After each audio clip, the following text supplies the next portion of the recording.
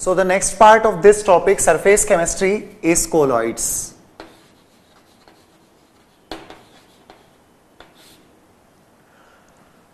Term colloid को सबसे पहले थॉमस ग्राहम ने यूज किया था. Term colloid was introduced by Thomas Graham. Thomas Graham ने सबसे पहले जिस तरह से इस टर्म को इंट्रोड्यूस किया था, वो क्या बेसिस था ये पहले आप समझें, फिर इसके फर्दर डिटेल्स में हम जाएंगे. कोलॉइड्स और क्रिस्टलॉइड्स, ये दो टर्म्स थॉमस ग्राहम ने यूज की. क्रिस्टलॉइड्स उन मिक्सचर्स को कहा जिनके कंपोनेंट्स को सेपरेट करने के लिए ऑर्डिनरी और अल्ट्रा दोनों टाइप के फिल्टर्स काम नहीं करते. उनको कहा गया क्रिस्टलॉइड्स. मैं रिपीट करता हूं, crystalloids are the mixtures in which components can not be separated by simple as well as ultra filters. Crystalloids को मैं बोल रहा हूं the mixtures in which components cannot be separated by simple as well as ultra filters. Colloids, mixtures in which the components cannot be separated by simple filters but can be separated with the help of ultra filters. जिन mixtures में components को अलग करने के लिए simple filters काम ना करें पर अल्ट्रा फिल्टर्स ये पर्पस सॉल्व कर दें, तो हम उन्हें कोलॉइड्स कहेंगे. Crystalloids simple as well as ultra filters दोनों से कंपोनेंट सेपरेट नहीं होते, लेकिन कोलॉइड्स में अल्ट्रा फिल्टर से कंपोनेंट सेपरेट हो जाते हैं. कुल मिलाकर Thomas Graham filtration property of mixtures पर वर्क कर रहे थे. I repeat, filtration properties of mixtures. Components के मिक्सचर्स बनाए गए, सब्सटेंसेस के मिक्सचर्स बनाए गए और उनको अलग करने का तरीका देखा गया.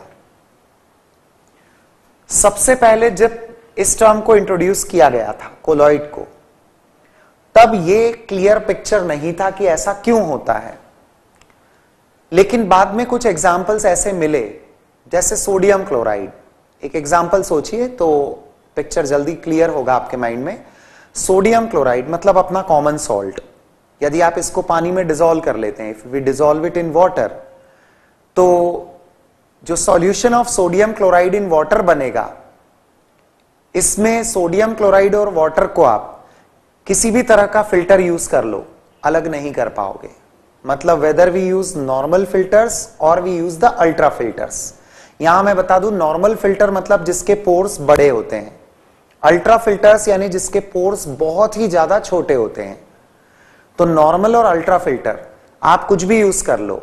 NaCl विथ वाटर यदि आपने लिया है तो ये दोनों कंपोनेंट्स अलग नहीं होंगे.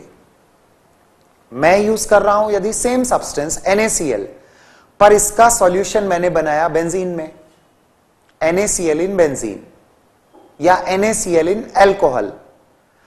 अल्कोहल या बेंजीन में बनाया गया NaCl का मिक्सचर या कहिए सॉल्यूशन, इसके कंपोनेंट्स को आप सेपरेट करने के लिए अल्ट्रा फिल्टर का यूज करेंगे तो कंपोनेंट अलग हो जाएंगे, पर नॉर्मल फिल्टर का यूज करने से कंपोनेंट अलग नहीं होंगे. कहने का मतलब यह है फ्रेंड्स कि जब मीडियम है वो आपने सेम रखा, मीडियम नहीं, आई शुड से सब्सटेंस सेम रखा इन टू डिफरेंट मीडियम्स, तो मीडियम के अकॉर्डिंग सब्सटेंस के पार्टिकल का साइज वेरी कर रहा है. वाटर में NaCl के पार्टिकल्स छोटे होंगे डेफिनेटली, तभी तो इवन अल्ट्रा फिल्टर का भी हम यूज कर रहे हैं तो भी कंपोनेंट अलग नहीं हो रहे हैं. बट NaCl के पार्टिकल्स जब आपने मीडियम चेंज कर दिया, बेंजीन या अल्कोहल ले लिया है, तो ये कंपोनेंट अलग हो सकते हैं अल्ट्रा फिल्टर का यूज करके. What does it mean? इस बार जो पार्टिकल्स का साइज है वो बड़ा है. तो सिर्फ ये फिल्ट्रेशन प्रॉपर्टी के बेसिस पर नहीं कहना होगा, आगे चलकर कोलॉइड का मीनिंग निकला कि वो मिक्सचर्स जिसमें पार्टिकल्स का साइज एक डेफिनेट रेंज में होता है. NaCl with water is a crystalloid, but NaCl with benzene is a colloid. Same substance दो अलग अलग मीडियम में दो अलग अलग टाइप के एग्जाम्पल दे रहा है, राइट। सो दैट वे जो प्रेजेंट डेफिनेशन है कोलॉइड्स की ये होती है कि ये वो मिक्सचर्स होते हैं जिसके कंपोनेंट्स को आप अल्ट्रा फिल्टर्स की हेल्प से अलग कर सकते हो। ये वो मिक्सचर्स होते हैं जिसमें एक टाइप के पार्टिकल्स का साइज 1 नैनोमीटर से छोटा होता है, जो मीडियम होता है उसका, और जो सब्सटेंस उसके अंदर प्रेजेंट होता है मीडियम के अंदर, उसके पार्टिकल्स का साइज 1 से 100 नैनोमीटर के बीच में होता है। कोलॉइड्स मतलब आज की तारीख में जो हम डेफिनेशन फॉलो करते हैं वो ये है कि ये रेंज ऑफ पार्टिकल्स यदि 1 से 100 नैनोमीटर के बीच में हो, एक कंपोनेंट के पार्टिकल्स इस साइज रेंज में हो और दूसरा कंपोनेंट मीडियम प्रोवाइड कर रहा है, मीडियम का मतलब जिसके पार्टिकल 1 नैनोमीटर से स्मॉलर होंगे, तो ऐसे मिक्सचर्स को कोलॉइड्स कहा जाता है। कहने का मतलब जो ओरिजिनली थॉमस ग्राहम ने टर्म को इंट्रोड्यूस किया था, आज की तारीख में उसकी डेफिनेशन बहुत परफेक्ट तरीके से दी जाती है। और अभी भी कोलॉइड की पूरी डेफिनेशन मैंने नहीं बोली है, आप टॉपिक को थोड़ा थोड़ा आगे पढ़ते जाइए, एक कंप्लीट डेफिनेशन ऑफ कोलॉइड्स हमारे सामने आ जाएगा।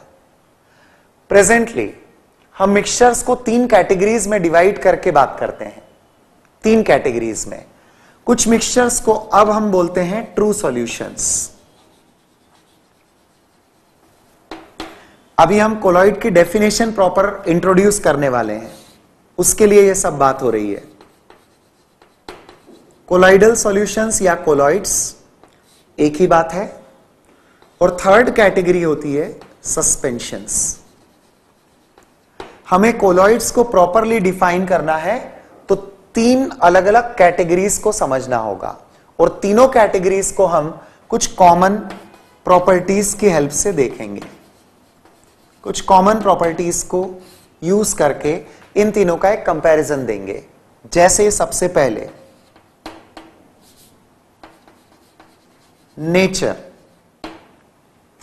मिक्सचर्स हैं तीनों, 2 कंपोनेंट को आपने मिलाया हुआ है।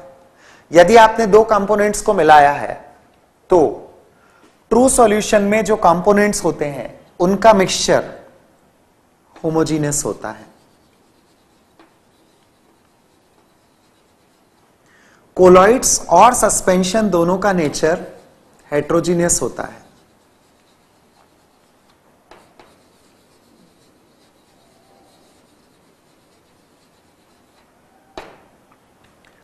इसके बाद साइज ऑफ पार्टिकल्स, पार्टिकल्स का साइज ट्रू सॉल्यूशन में ऑफ कोर्स तीनों में एक तो होगा मीडियम, तीनों केस में एक तो होगा मीडियम जिसके पार्टिकल्स 1 नैनोमीटर से छोटे होते हैं, और दूसरा वो सब्सटेंस जो उस मीडियम में प्रेजेंट है। ट्रू सॉल्यूशंस में पार्टिकल्स का साइज लेस देन 1 नैनोमीटर होता है। कोलॉइड्स में जैसे अभी अभी मैंने बताया 1 नैनोमीटर से 100 नैनोमीटर की रेंज में होता है। सस्पेंशन में पार्टिकल्स का साइज मोर देन 100 नैनोमीटर होता है। साइज ऑफ द पार्टिकल से आपको अब यह क्लियरली समझ में आएगा कि जितने भी कैरेक्टरिस्टिक्स मैं कोलॉइड्स के बारे में बताऊंगा लगभग ट्रू सॉल्यूशंस और सस्पेंशन के बीच के कैरेक्टरिस्टिक्स होंगे, क्योंकि इनके particles size wise in between range में आते हैं। बहुत बड़े पार्टिकल्स सस्पेंशन की कैटेगरी में चला गया, जिसको आप बोलते हैं प्रैक्टिकली लगभग जो सब्सटेंस इनसॉल्युबल होता है वो सस्पेंशन बन रहा है। जो प्रैक्टिकली सॉल्युबल है वो ट्रू सॉल्यूशन है। जो पार्शियली सॉल्युबल है, एक तरह का सॉल्युबल और इनसॉल्युबल के बीच का इक्विलिब्रियम है, वो आप कहेंगे कोलॉइड्स के फॉर्म में होता है। अपीयरेंस वाइज ये दिखते कैसे हैं? अपीयरेंस इन मिक्सचर्स का अपीयरेंस, ट्रू सॉल्यूशंस का अपीयरेंस होता है ट्रांसपेरेंट। ट्रांसपेरेंट एकदम क्लियर होते हैं, ट्रांसपेरेंट होते हैं। मैं पहले सस्पेंशन लिख रहा हूं, सस्पेंशन होते हैं बिल्कुल ओपेक, सस्पेंशंस आर ओपेक। परंतु जो कोलॉइड्स होते हैं एकदम ट्रांसपेरेंट भी नहीं और एकदम ओपेक भी नहीं, इन बिटवीन अपीयरेंस को बोलते हैं ट्रांसल्यूसेंट। ट्रांसल्यूसेंट ये अपीयरेंस होता है कोलॉइड्स में। आफ्टर दैट फिल्ट्रेशन, फिल्ट्रेशन मतलब कंपोनेंट्स को अलग करना, फिल्ट्रेशन ट्रू सॉल्यूशंस में not possible by both. Both मतलब normal filters and ultra filters, इसके रेफरेंस में मैं बोल रहा हूं both, not possible by both. Colloids में possible by ultra filters but not by the ordinary filters. Suspension possible by both, possible by both, दोनों type के फिल्टर्स यूज कर सकते हैं आप, कोई भी आप यूज करिए, दोनों से फिल्ट्रेशन पॉसिबल होगा, कंपोनेंट्स अलग हो जाएंगे। इसके बाद कुछ कैरेक्टरिस्टिक्स अभी और ऐड कर रहा हूं मैं, इसमें पर्टिकुलरली एक दो प्रॉपर्टीज पर अब आप और ध्यान दीजिए। जैसे मैंने एक ट्रू सॉल्यूशन लिया है, इसमें किसी भी कंडीशन में जो पार्टिकल्स होंगे, जो सब्सटेंस मीडियम प्रोवाइड कर रहा है, एक तो वो है, और दूसरा जिसको आप सिंपली सॉल्यूट और सॉल्वेंट बोलते हैं। ट्रू सॉल्यूशन में टर्म चलती है सॉल्यूट और सॉल्वेंट, याद रखना ये टर्म कोलॉइड में नहीं होती है, मैं आपको कोलॉइड की टर्म्स अभी बताऊंगा। यहां पर जो सॉल्यूट पार्टिकल्स होते हैं सॉल्वेंट के अंदर या सॉल्यूशन के अंदर, ये कभी भी सेटल नहीं होते। जिस कंटेनर में आपने लिया है, जिस फ्लास्क में आपने इस सॉल्यूशन को लिया है, उसमें सॉल्यूट पार्टिकल्स कभी भी सेटल नहीं होते। कोलॉइड्स में वैसे ये सेटल कॉमनली नहीं होते हैं, बट यदि सेंट्रीफ्यूगेशन किया जाए, सेंट्रीफ्यूगेशन का मतलब होता है constant stirring in one direction, लगातार यदि आप सॉल्यूशन को स्टर करते हैं इन अ डायरेक्शन, तो कोलॉइड में पार्टिकल्स उस कंडीशन में सेटल हो सकते हैं। सस्पेंशन में आप कुछ मत करिए, अपने आप सेटल हो जाएंगे, right. So that way settling property, settling property, particles की settling property, true solutions, particles do not settle, particles do not settle. Suspension settle, normally settle हो जाते हैं। Colloids settle only on centrifugation. मैं इस बात को कुछ ऐसे भी कहूंगा आपको कि एक्चुअली जब आप सेंट्रीफ्यूगेशन करते हो तो उस प्रोसेस को, मतलब उसका नेचर ही डिस्ट्रॉय कर देते हो। कोलॉइड एक्चुअली सेंट्रीफ्यूगेशन करने के बाद वो सस्पेंशन में ही बदल जाता है, तभी तो वो पार्टिकल्स बड़े होंगे और तब सेटल हो जाएंगे। तो वैसे देखा जाए तो कोलॉइडल फॉर्म में तो ये कभी भी सेटल नहीं होंगे। Are you getting the point? Colloidal form में सेटल नहीं होंगे, पर कोलॉइड को आपने सस्पेंशन बना दिया, जो इस तरह से पॉसिबल होता है, सेंट्रीफ्यूगेशन से पॉसिबल होता है, तो पार्टिकल सेटल हो जाते हैं। इसके बाद यदि पार्टिकल्स की विजिबिलिटी, इनके मैकेनिकल, इलेक्ट्रिकल, इन कैरेक्टरिस्टिक्स को हम देखें तो वो एक अलग टॉपिक आने वाला है। मैं जो कोलॉइड्स में प्रॉपर्टीज ऑफ कोलॉइड्स की बात करूंगा तो वो सारे टॉपिक्स इंक्लूड होंगे, जिसमें हम Brownian movement, Tyndall effect, electrophoresis, इन सब की बात करेंगे। पर अभी हमें केवल इंट्रोडक्शन चाहिए था कोलॉइड्स का, उनकी एक एप्रोप्रिएट डेफिनेशन चाहिए थी। इतने पॉइंट्स पर हम कोलॉइड्स की एक एप्रोप्रिएट डेफिनेशन दे सकते हैं फ्रेंड्स। देखो, ये सारे कैरेक्टरिस्टिक्स को मिला दो, एक एप्रोप्रिएट डेफिनेशन आपके पास आ जाएगी। क्या कहेंगे हम कोलॉइड्स के लिए? बोलो, कोलॉइड्स क्या है? They are the heterogeneous mixtures. Colloids क्या होते हैं? A heterogeneous mixtures. Colloids are the heterogeneous mixtures containing the particles in the size range 1 to 100 nanometer. They are translucent in appearance. The components cannot be separated or the solutions cannot be filtered using ordinary as well as using ordinary filters but can be separated using the ultra filters. Components को आप ordinary filters use करके अलग नहीं कर सकते, केवल ultra filters का use करके हम अलग कर सकते हैं. The particles do not settle normally but they may settle on centrifugation. ये कोलॉइड्स को कंप्लीटली डिफाइन करेगा. यदि आप ये कैरेक्टरिस्टिक्स लिख देते हैं, एक सेंटेंस बना लेते हैं, एक पूरा स्टेटमेंट दे देते हैं, तो कोलॉइड्स पूरी तरह से डिफाइन हो जाते हैं.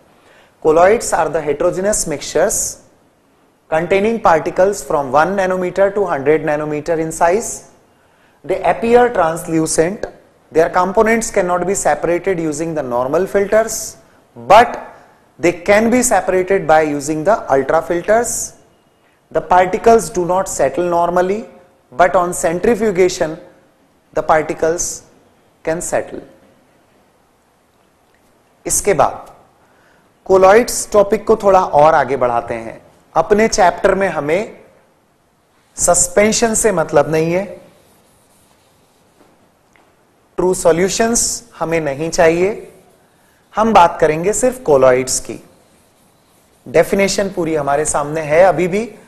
अब मैं आपको कोलॉइड्स में यूज होने वाली कुछ टर्मिनोलॉजी बता रहा हूं. पहले उस पर हम चलते हैं, फिर आगे टॉपिक को बढ़ाएंगे. टर्मिनोलॉजी की बात करें. मैंने कहा है कोलॉइड्स क्या है, मिक्सचर्स हैं. मिक्सचर्स मतलब इसमें दो सब्सटेंस होते हैं. नॉर्मली ट्रू सॉल्यूशन में टर्म्स यूज होती है सॉल्यूट एंड सॉल्वेंट. यहां ये टर्म्स यूज नहीं होती. यहां दो टर्म्स जो यूज होती है कोलॉइड्स में, वो होती है डिस्पर्स्ड फेज और दूसरा होता है डिस्पर्जन मीडियम. डिस्पर्जन मीडियम,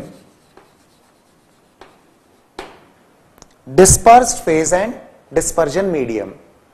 हम यदि कंपेयर करें ट्रू सॉल्यूशन से, तो डिस्पर्स्ड फेज मतलब solute, comparable to solute, not solute, I should say comparable to solute. Dispersion medium true solution से कंपेयर करें तो dispersion medium is comparable to solvent. यहां एग्जैक्टली बात करें तो जो मीडियम प्रोवाइड करेगा, मैंने क्या कहा था, इसमें पार्टिकल्स 1 नैनोमीटर से छोटे होंगे. 1 नैनोमीटर कितना होता है मीटर में, 10 to the power -9 metre. Okay, तो डिस्पर्जन मीडियम के पार्टिकल्स 1 नैनोमीटर से छोटे होंगे. डिस्पर्स्ड फेज के पार्टिकल्स 1 नैनोमीटर से 100 नैनोमीटर की रेंज में होंगे. मीटर में आप एक्सप्रेस करेंगे तो 10 टू द पावर -9 से 10 टू द पावर -7 मीटर, ये रेंज होता है कोलाइडल पार्टिकल्स का साइज का. ये दो टर्म्स को आप ध्यान रखेंगे फ्रेंड्स, क्योंकि पूरे टॉपिक में मैं सॉल्यूट सॉल्वेंट नहीं यूज करूंगा. ये टर्म्स किसके लिए होती है, फॉर द ट्रू सॉल्यूशंस. हम यूज करेंगे dispersed phase and dispersion medium. जब भी मैं बोलूंगा कोलाइडल पार्टिकल्स, मतलब मैं बात करूंगा डिस्पर्स्ड फेज की.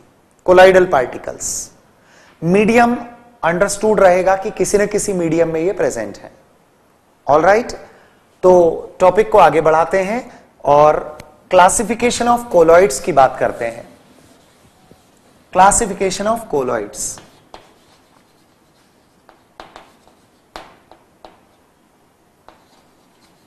Classification of colloids.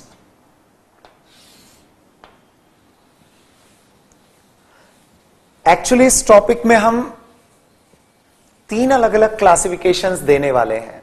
3 अलग अलग बेसिस बनाएंगे हम क्लासिफिकेशन के. हेडिंग मैंने कर दिया है क्लासिफिकेशंस ऑफ कोलॉइड्स. कोलॉइड्स को अलग अलग तरीके से हमें क्लासिफाई करना है. पहला तरीका लेते हैं.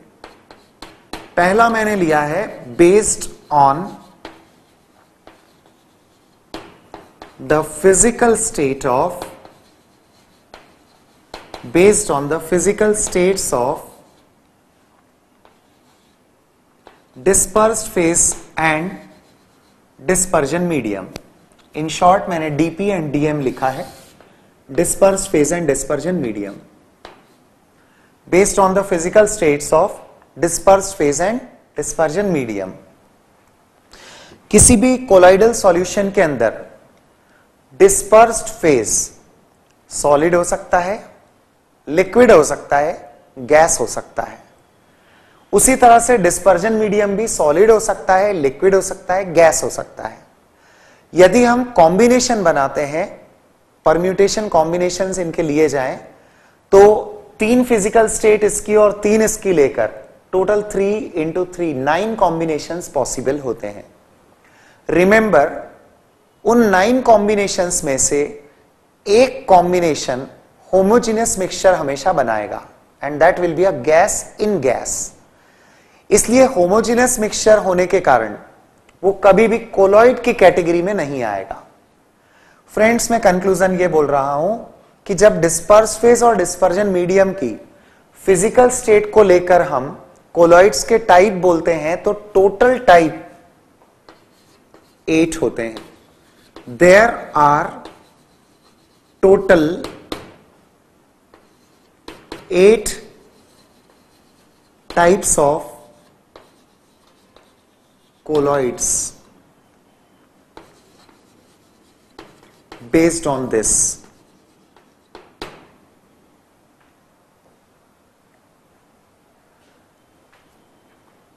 कौन सा छोड़ दिया गया कॉम्बिनेशन है? Gas in gas. Gas in gas is not a colloid. ये कभी भी कोलॉइड हो ही नहीं सकता, because it is always a homogeneous mixture. There are total 8 types of colloids.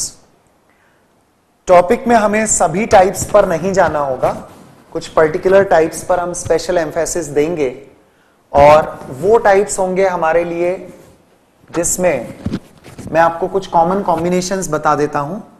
Dispersed phase, dispersion medium, इनको देखते हुए सॉलिड इन लिक्विड, ये सबसे कॉमन कॉम्बिनेशन होगा जिसको हम डिटेल में, पूरा टॉपिक डिटेल में पढ़ेंगे। इस कैटेगरी को बोलते हैं सॉल। जी हां, सॉल वर्ड इस पर्टिकुलर टाइप के कोलाइडल सॉल्यूशन के लिए यूज होता है। सॉल मतलब अंडरस्टूड है कि इस मिक्सचर के अंदर डिस्पर्स्ड फेज सॉलिड है और डिस्पर्जन मीडियम लिक्विड है। इसी तरह से लिक्विड इन लिक्विड, इनको बोलते हैं इमल्शंस। इमल्शंस जिसमें दोनों फेज डिस्पर्स्ड और डिस्पर्जन मीडियम ये दोनों लिक्विड फेज में हो, लिक्विड स्टेट में हो, इमल्शंस। गैस इन लिक्विड, इन्हें बोलते हैं aerosol. Gas in liquid, aerosol. इन तीनों टाइप के कोलाइडल सॉल्यूशंस को आप लिक्विड कोलॉइड्स की कैटेगरी में रखोगे। लिक्विड कोलॉइड्स क्योंकि इनका जो फिजिकल अपीयरेंस होगा, कोलाइडल मिक्सचर जो होगा वो लिक्विड फेज में होगा। आप जानते हैं कि लार्ज अमाउंट डिस्पर्जन मीडियम की जो होगी उसके अकॉर्डिंग फिजिकल स्टेट होगा। तो ये लिक्विड कोलॉइड्स हैं सारे, सॉल, इमल्शन एंड एरोसॉल। इन सभी के अलावा वैसे अपना पूरा चैप्टर जो होगा उसमें अपना मेन एम्फेसिस सॉल पर रहेगा। वैसे एक कैटेगरी जेल भी होती है। जेल मतलब लिक्विड इन सॉलिड, इसको बोलते हैं gel. Solid aerosol, gas in solid, that is solid aerosol. Solid in solid, solid sol, ये टर्म यूज होती है, सॉलिड सॉल।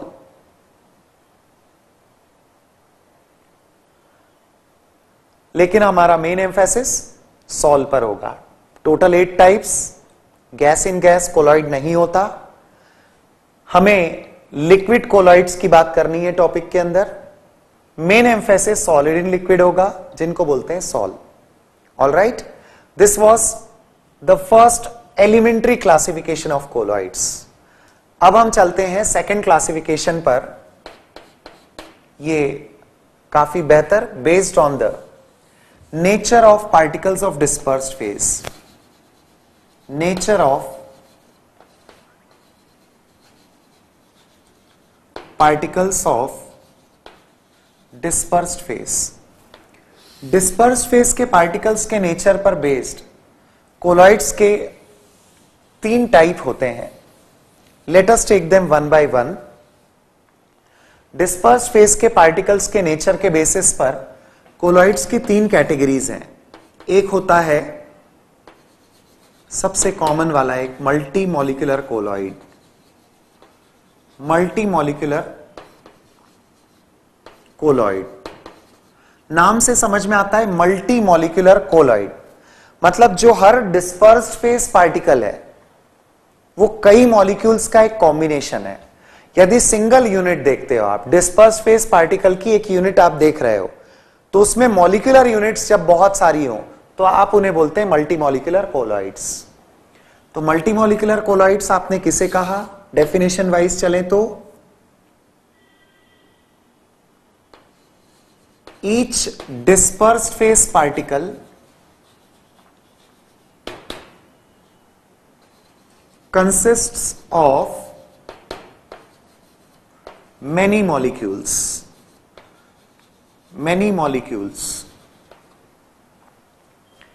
जैसे मान लीजिए सल्फर का एक कोलाइडल सॉल्यूशन है। कुछ केमिकल रिएक्शंस के थ्रू आप सल्फर को कोलाइडल फॉर्म में वाटर में ला सकते हैं, मतलब वाटर के अंदर सल्फर के पार्टिकल्स होंगे और वो 1 से 100 नैनोमीटर की रेंज में होंगे। जी हां, ये केमिकल रिएक्शंस के थ्रू पॉसिबल है प्रिपेयर करना। ऐसा जो सॉल्यूशन होगा उसमें हर इंडिविजुअल यूनिट जिसका साइज आप बोल रहे हो 1 से 100 नैनोमीटर के बीच में, उसको आप जब एनालाइज करोगे तो उसके अंदर पार्टिकल्स का नंबर बहुत सारा होगा। आई मीन नो, मॉलिक्यूल्स का नंबर इन इंडिविजुअल पार्टिकल बहुत सारा होगा। Could you understand? Dispersed phase का मैंने एक पार्टिकल लिया, दैट सिंगल यूनिट जिसका साइज 1 से आप 100 नैनोमीटर के बीच में बता रहे हो, it will be consisting of large number of molecules. एक एग्जांपल ले लेते हैं, जैसे कि ये डिस्पर्स्ड फेज पार्टिकल है, इसका साइज का रेंज है 1 से 100 नैनोमीटर के बीच में। इसमें सल्फर के n नंबर ऑफ मॉलिक्यूल्स हैं जिनसे ये मिलकर एक पार्टिकल बना है। इसका अपना साइज रेंज 1 से 100 नैनोमीटर के बीच में है। ऐसे होते हैं ये एग्जाम्पल्स लिखते हैं।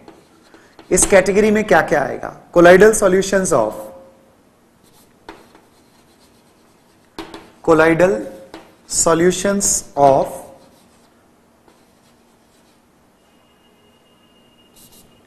metals, non-metals, metal hydroxides, metal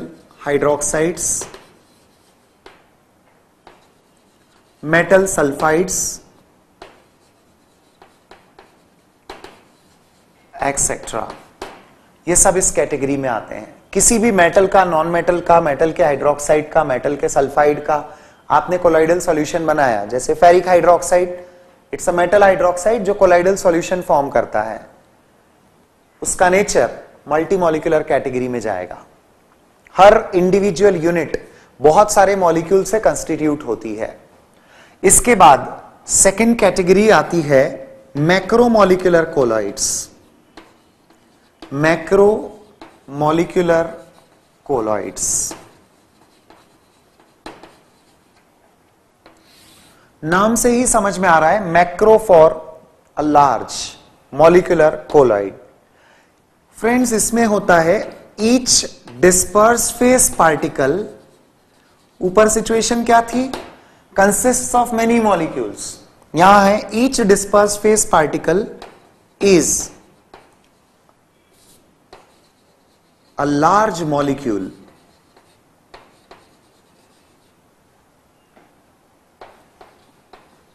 like a polymer. Polymer बहुत बड़े मॉलिक्यूल्स होते हैं, तो लार्ज मॉलिक्यूल को मैंने कहा पॉलीमर। तो जनरली जो पॉलीमेरिक सब्सटेंसेस के कोलाइडल सॉल्यूशंस होते हैं, पॉलीमर खुद ही अपने आप में इतना बड़ा मॉलिक्यूल है कि यदि वो कोलाइडल फॉर्म में है तो एक एक मॉलिक्यूल ही कोलाइडल रेंज में होगा। इस कैटेगरी में आप स्टार्च का कोलाइडल सॉल्यूशन ले सकते हो। I should write complete term colloidal solution of starch, gum, glue gelatin etcetera, ये सब इस कैटेगरी में आते हैं। ये सब पॉलीमर है फ्रेंड्स। स्टार्च आपको याद होगा, कार्बोहाइड्रेट्स जिनमें 3 कैटेगरीज होती हैं। कार्बोहाइड्रेट्स में आप बताते हैं मोनोसैकेराइड्स, ऑलिगोसैकेराइड्स एंड पॉलीसैकेराइड्स। तो जो पॉलीसैकेराइड्स होते हैं वो पॉलीमेरिक यूनिट्स होती हैं। स्टार्च उन्हीं में से एक है, ये ग्लूकोज का पॉलीमर होता है। तो इसमें large number of glucose units होती हैं और ये यहां पर हर इंडिविजुअल मॉलिक्यूल ही कोलाइडल रेंज में होगा। तो जब आप स्टार्च का कोलाइडल सॉल्यूशन बना रहे हैं, so that will be having the category macromolecular colloid. Alright, तीसरी category competitive examination point of view से काफी इंपॉर्टेंट है। इनको बोलते हैं एसोसिएटेड कोलॉइड्स। ये जो एसोसिएटेड कोलॉइड्स होते हैं, इन्हीं को एक और टर्म दी गई है, that is micelles. Micelles, associated colloids और मिसेल्स, इंटरेस्टिंग कैटेगरी, सुनना। एसोसिएटेड कोलॉइड्स या मिसेल्स में ऐसे सब्सटेंसेस आते हैं जो हाई कंसंट्रेशन पर कोलाइडल सॉल्यूशन फॉर्म करते हैं। मतलब ऐसे सब्सटेंस जिनका आप मीडियम के अंदर कॉन्सेंट्रेशन ज्यादा रखोगे तब तो वो कोलॉइड है, पर कॉन्सेंट्रेशन कम कर देते हो तो उनका नेचर कोलॉइडल खत्म होकर इलेक्ट्रोलाइटिक नेचर आ जाता है सामने। That's an interesting thing. मैं लिखता हूं, इसको पहले डिफाइन करता हूं फिर हम समझेंगे। Substances that show electrolytic nature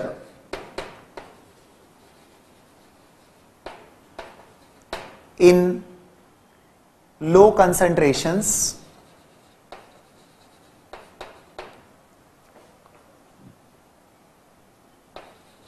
but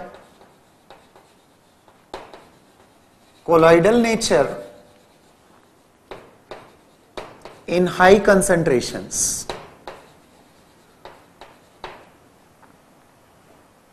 ये इस कैटेगरी में आते हैं, मिसेल्स या एसोसिएटेड कोलॉइड्स में। अभी आपको बिल्कुल क्लियर नहीं होगा कि ये सब क्या हो रहा है, बट जैसे ही मैं यहां पर एग्जांपल इंट्रोड्यूस करूंगा सारी चीजें एकदम परफेक्टली आपको समझ में आएंगी। क्लासिफिकेशन ऑफ कोलॉइड्स में सेकेंड क्लासिफिकेशन चल रहा है based on the nature of dispersed phase particles, और उसमें मैंने तीसरी कैटेगरी अभी लिखी हुई है और उसको मैं एक्सप्लेन कर रहा हूं। इसके एग्जांपल्स में आते हैं सोप्स एंड डिटर्जेंट्स। अब इंटरेस्टिंगली आपको ये क्लियर हो जाएगा।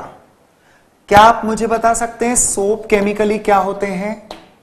सोप केमिकली होते हैं सोडियम और potassium salts of higher fatty acids.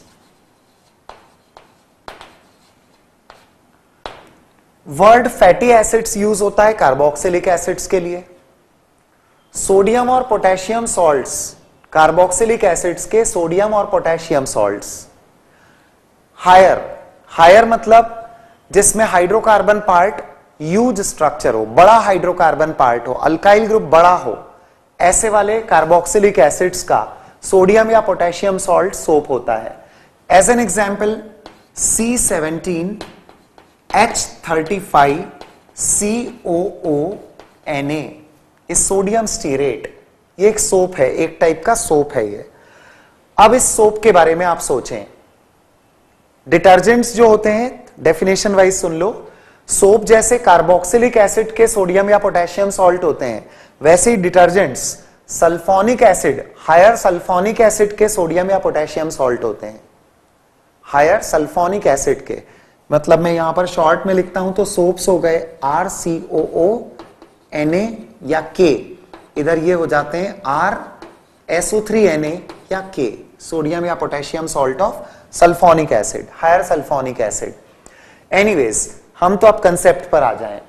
ये एक सोप का एग्जाम्पल मैंने लिखा, इसमें ये वाला पार्ट जो आप देख रहे हैं it's a hydrocarbon part, long hydrocarbon part, 17 carbon है इसके अंदर।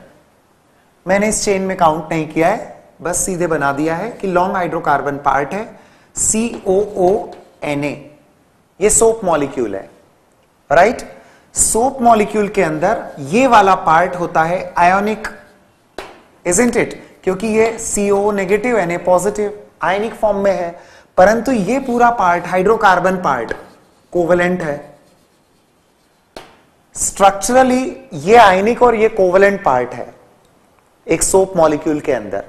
तो जो आयनिक पार्ट होता है जनरली हम इसको सोप मॉलिक्यूल का हेड बोलते हैं, और जो कोवेलेंट पार्ट होता है हम इसको सोप मॉलिक्यूल का टेल बोलते हैं। Yes, head and tail. अब जब आप सोप को वाटर में डिसॉल्व कर रहे हैं, लो कंसंट्रेशन, लो कंसंट्रेशन मतलब सोप कम है, पानी ज्यादा है, राइट। सोप का अमाउंट कम है, वाटर का अमाउंट ज्यादा है, तब सोप एक नॉर्मल आयनिक कंपाउंड की तरह बिहेव करेगा। आयनिक कंपाउंड मतलब इलेक्ट्रोलाइट, इलेक्ट्रोलाइटिक सब्सटेंस मतलब ये आयंस में ब्रेक हो जाएगा। आपके पास था RCONA, आयंस में ब्रेक हुआ तो RCO नेगेटिव Na पॉजिटिव। ये नेचर कब है इसका? Low concentration, solution with low concentration है। तो अब इमेजिन करो सॉल्यूशन विथ हाई कंसंट्रेशन है, तो क्या होगा? हाई कंसंट्रेशन करते ही ये जो हाइड्रोकार्बन यूनिट्स होती हैं जिनको आप टेल बोल रहे हैं, ये एक दूसरे को अट्रैक्ट कर लेती है, लाइक दिस। ये देखिए, ये हाइड्रोकार्बन टेल है जो एक दूसरे को अट्रैक्ट कर रही है। हाइड्रोकार्बन पार्ट एक दूसरे को अट्रैक्ट करेगा, लाइक दिस। और इन सभी के हेड बाहर की तरफ ओरिएंटेड होंगे। क्यों? क्योंकि हेड इनके चार्ज होंगे। व्हाट डू यू से? हेड पे चार्ज आएगा ना, राइट फ्रेंड्स? इनके हेड पे चार्ज होगा। अभी मैं इसकी बात करूं तो हेड पे चार्ज कौन सा आएगा? नेगेटिव। Why negative? क्योंकि Na प्लस आयंस तो मीडियम में प्रेजेंट है ना। Na plus ions are in the medium, like this. Na plus ions medium में है, परंतु हाइड्रोकार्बन यूनिट्स ने एक दूसरे को अट्रैक्ट कर लिया है, और उसके कारण ये एक एसोसिएटेड फॉर्म में कन्वर्ट हो गए। ये जो एक एसोसिएशन बना, it comes in the range of 1 to 100 nanometre. ये जो एसोसिएशन आप देख रहे हैं, it is in the range of 1 to 100 nanometre. Friends, what does it mean? High concentration पर यही सब्सटेंस एक अलग फॉर्म में है, क्योंकि इसमें RCO नेगेटिव यूनिट्स एक साथ है, जिनका साइज का रेंज 1 से 100 नैनोमीटर के बीच में है, और n number of Na plus ions ये तो सॉल्यूशन के अंदर है ही।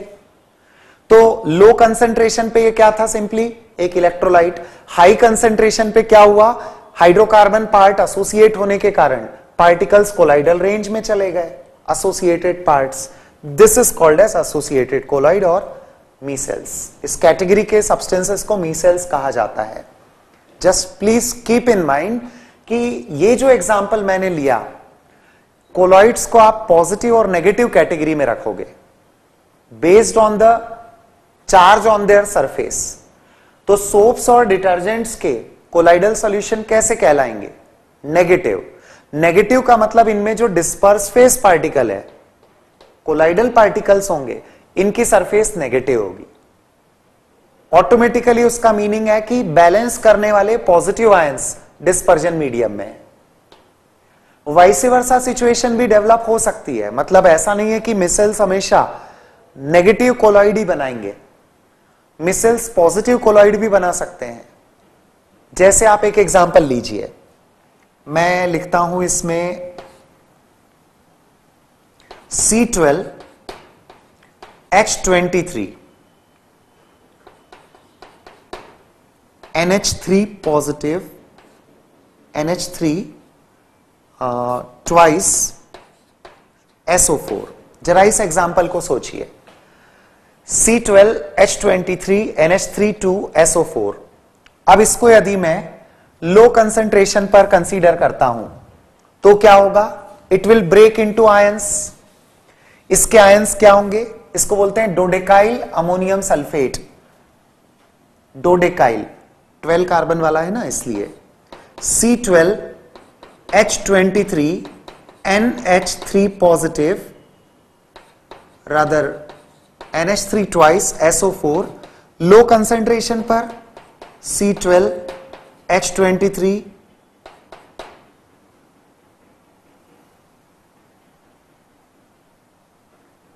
we should take H25 saturated form में ले, H25 NH3 positive SO4 dinegative. What do you say? ठीक है। अब आप सोचें कि यदि इसके हाई कंसेंट्रेशन पे लिया जाएगा, यहां भी मैंने n नंबर ऑफ यूनिट्स की बात की है, C12H25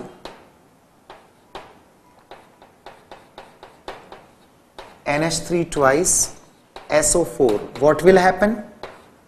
C12H25 NH3 प्लस की 2n number of units clusters बना लेंगी NSO4। इस तरह से एसोसिएशन बनाएंगी और यह एसोसिएशन कोलॉइडल रेंज में होगा और इस बार हर पार्टिकल की सरफेस कैसी होगी friends? Positively charged. Previous years में आप कॉम्पिटिटिव एग्जामिनेशन के पेपर्स देखते हैं, IIT के पेपर्स देखते हैं, तो आपको क्वेश्चंस मिलेंगे इस तरह के। डोडेकाइल अमोनियम सल्फेट किस तरह का कोलॉइडल सॉल्यूशन फॉर्म करेगा या किस तरह का मिसेलर सिस्टम होता है? ये मिसेलर सिस्टम मतलब पॉजिटिव मिसेल, ये पॉजिटिव मिसेल की कैटेगरी। सोडियम स्टीरेट की बात करूं मैं तो ये नेगेटिव मिसेल की कैटेगरी में आता है, मतलब जिसके कोलाइडल पार्टिकल्स की सरफेस पर नेगेटिव चार्ज है। तो सोप्स डिटर्जेंट्स नेगेटिव मिसेल में काउंट होंगे। इस तरह का सब्सटेंस आपको खुद ही समझ में आएगा कि इसमें एसोसिएशन कौन करेगा। हाइड्रोकार्बन के कारण होगा, हाइड्रोकार्बन पार्ट के कारण होगा, और अकॉर्डिंगली आप उसको सोच सकते हैं कि whether it will form a negative colloid और it will form a positive colloid. अभी मैंने क्लासिफिकेशन ऑफ कोलॉइड्स में आपको दो कैटेगरीज बताई है, classification based on physical state and classification based on the nature of dispersed phase particles. तीसरा एक और क्लासिफिकेशन इस टॉपिक में आएगा, यह होगा classification of colloids on the basis of interaction between dispersed phase and dispersion medium particles. It will be included in the next lecture.